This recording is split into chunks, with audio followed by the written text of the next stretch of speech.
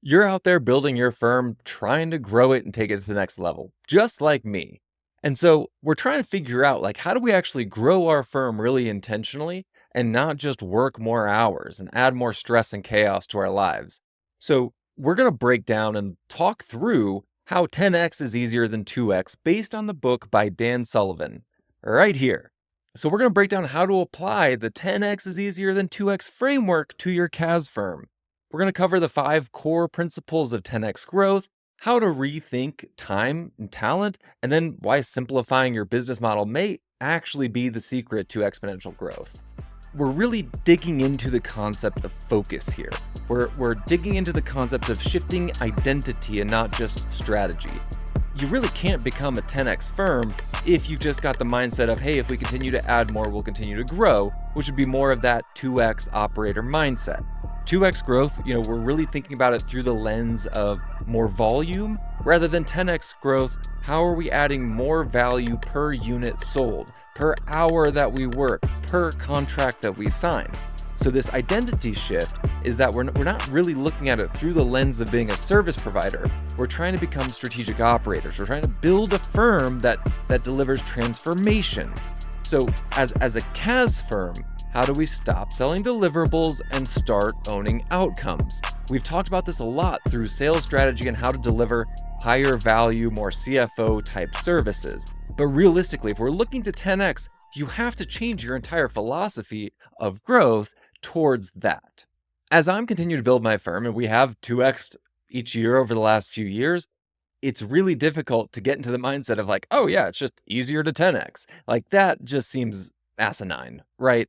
You can't just get into the mindset of we're strategic now and now you're 10x. But what I try to think about is what does the firm look like if I only kept the top 10% of what we do and eliminated the rest? The top 10% of what's driving value and profitability and growth, and then eliminate the rest. That is a really difficult concept to dive into, a difficult concept to focus on and then actually operationalize. But if you focus on those things, you have a higher likelihood of being able to achieve that growth outcome.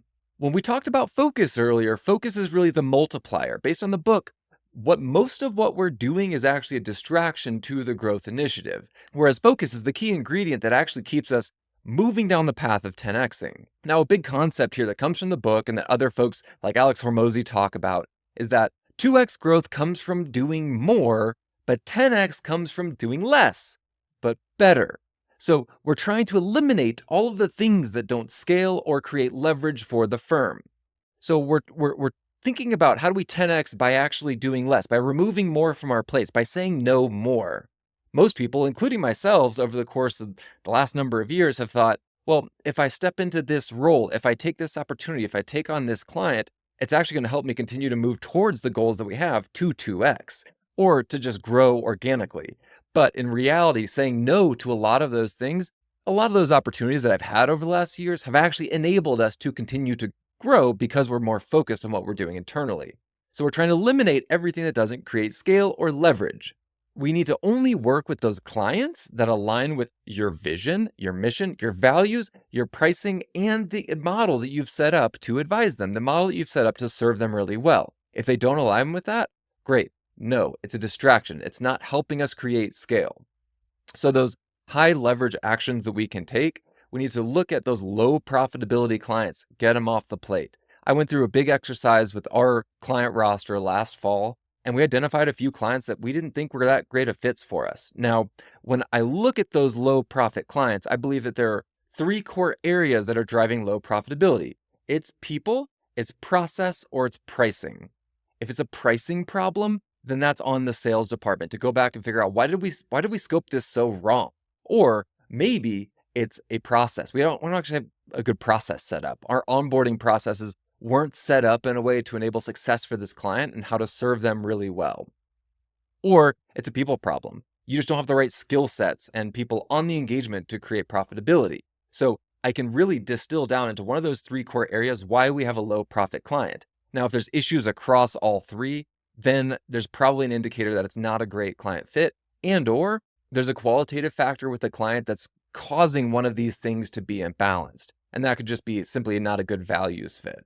So 10x firms through the book talks about being built on constraint and not complexity. So if you're 2xing looking to add more to your plate, you're just looking to add more clients, add more bodies so you can service more. That's really just based more on how do we increase complexity, how do we increase volume, and not necessarily the constraint. And so when I think about this through the lens of CAS firms, we don't want to be bloated with services, bloated with tech, and bloated with headcount. Realistically, we want to create constraint by tightening the focus. We actually want to have simpler pricing, more clear packages, and smaller teams. And so if we can distill down, like you've seen in a lot of firms do, into pod structures, it creates a much more streamlined management structure. If you have very clear delineation in your scoping, and maybe that's set up through a package pricing strategy, that creates a lot of simplicity for your clients, and then ultimately pricing that in a really easy to scale way.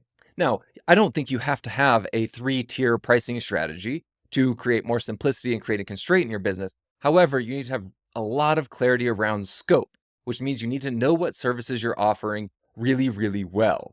Now, when we look at constraining the business, creating more simplicity, we're trying to do this because it forces creativity and innovation. When you force creativity and innovation, that allows you to start to expand the aperture of like how you operate within those constraints, within a simpler pricing structure. How do you message that more clearly? How do you take these packages or take this scope and what you actually serve and distill it to the core problem that the client is facing?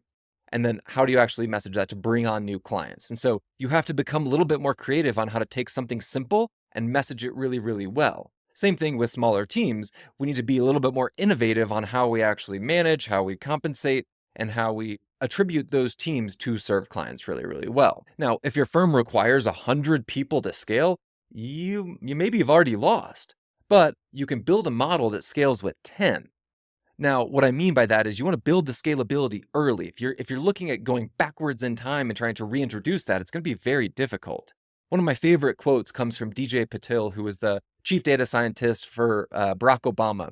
And he says, you want to prototype for 1x, build for 10x, and engineer for 100x. So effectively what you're trying to do is, even if you have 10 people today, you want to engineer something that will scale with you to 100 times that.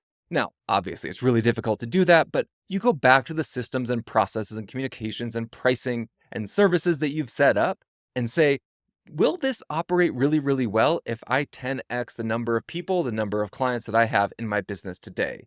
If you can see a line of sight towards that scalability, you're doing pretty well. And all of this leans into leverage being everything. You can't just 10x with a linear input. So a linear input being number of hours increases over time, thus revenues increase over time. You really can't just scale if every new client requires a proportional increase in time. So the 10x firms are really looking at building those repeatable processes.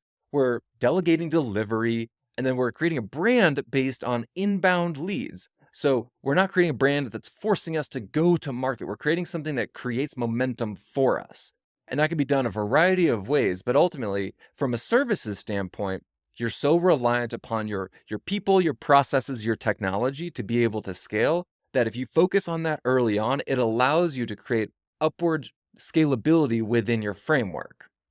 Now, some tactical items that you could do there is building a CFO playbook for delivery consistency. I think Jody Grundon and the team at Summit had done a phenomenal job of doing something like this. They actually have a training course on their own CFO playbook on how to do this. Same thing with Michael King. He's got a great CFO education framework that he's built that he runs firm-wide for himself. Another way that you can think about this tactically is just automating onboarding and reporting. How do we create better rhythms of communication for our clients, a standardized report that we send to them every single month? And then what are the key points that we actually walk through with our clients to drive that value? Now, a lot of firms early on are also founder-led sales. So the individual that came out and started the firm, they're the ones leading the sales efforts. They're driving all of the sales. So we actually need to get to the point where we start to replace that founder-led sales with more of the productized offers and brand presence. So you need the brand to displace the face, the name of the founder, even though there is still a lot of synonymous value between the two. I mean, you look at big companies, you look at Jeff Bezos and Amazon, you look at Elon and Tesla, their actions as individuals are driving the stock prices of the company. Now, we won't go down the path of the political ramifications of what Elon's done, but you can see how there's still value in having attribution of a human at the helm to drive that brand presence. However, when I talk about the productized offer, I'm not necessarily talking about the productized service. So the productized offer is just walking through the process of saying, hey, how can I offer something to a prospect that will really entice them to jump on board with us? Maybe that's some sort of a guarantee or cash back, or who knows what that looks like, but you're starting to displace that 100% founder-led sale rhythm to something that can start to drive its own momentum. Now, when we're looking at focus here, when we're looking at leverage, we're trying to create a 10x vision on the things that actually matter. So most firms don't actually 10x because they don't have the clarity, they don't have the courage to define what that even means for them. Now, what that means, like if you go back to your vision, what's your ideal revenue? What's your ideal headcount? What types of clients and services make that possible? Now, once you go back to your vision and start to do that, if you could only serve 10 clients per year, but hit your target revenue, what would that look like for your firm? So meaning we're trying to simplify this down to, if you can only serve 10, what does that look like? And then if you can take that blueprint of what that looks like and start to scale it beyond that 10, then I think we're starting to get to the point where we can have this mindset where we can 10x our firms. Now, realistically, in a services-based business, 10xing is very, very difficult. We're looking at year-long strategies to get to the point where you can actually enact 10x outcomes. However, the framework itself is very applicable to be able to drive towards that level of scale.